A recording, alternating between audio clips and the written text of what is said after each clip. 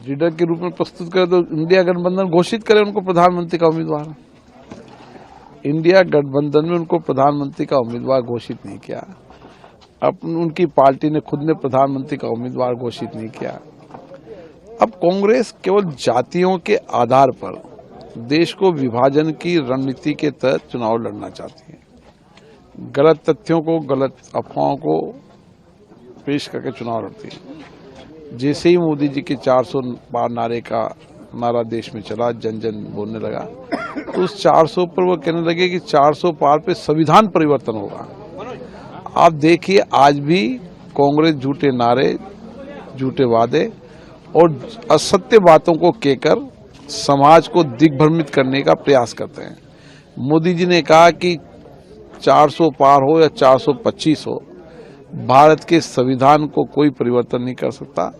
सामाजिक न्याय व्यवस्था के अंदर और सामाजिक व्यवस्था के अंदर जो आरक्षण की व्यवस्था है वो पूर्व में भी थी और अभी भी लागू रहेगी। कभी भी मोदी जी ने समाज के उस गरीब व्यक्ति की सबसे ज्यादा चिंता की है। सबसे ज्यादा अगर गरीब के कल्याण की योजनाएं जाति धर्म से उठकर कोई योजना बनाई तो नरेंद्र मोदी जी ने बनाई है। आज आप देखिए, इस देश के अंदर गरीब व्यक्तियों का मकान, शौचालय, गैस, हर घर पानी, हर घर बिजली, ये सब बुनियादी ऐसे इंफ्रास्ट्रक्चर करे जो उसकी जीवन की मूल आवश्यकता थी, जिससे वो जीवन भर संघर्ष करता था। अन्न, एक व्यक्ति को जो मूलभूत आवश्यकता है उसको पूरा करने के लक्ष्य से मोदी जी ने काम किया। गरीब कल्याण योजना उनका बड़ा आधार है, सामाजिक न्याय व्यवस्था उनका बड़ा आधार है और सबको साथ लेकर देश को आगे बढ़ाना, विकसित भारत के संकल्प को पूरा करने उनकी कार्य योजना। देश और प्रदेश की जनता का प्रधानमंत्री जी पर अति विश्वास है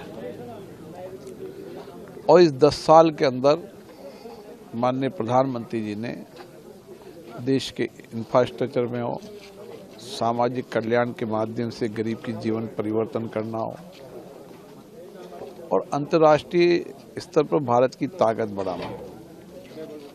आप किसी भी गांव में चले जाएं, हर आदमी जन ये कहता है कि नरेंद्र मोदी जैसा मजबूत नेतृत्व, ईमानदार, देश के प्रति समर्पित और जिन्होंने देश को आगे भी बढ़ाया, देश को सुरक्षित करने का काम भी किया और देश से आतंकवाद को भी समाप्त किया। आज हम उनके कार्यकाल को देखें तो इस 10 साल के अंदर भारत की सामर्थ्य, भारत की ताकत दुनिया में बढ़ी है। दुनिया का एजेंडा तय करने की भारत की ताकत बढ़ी है।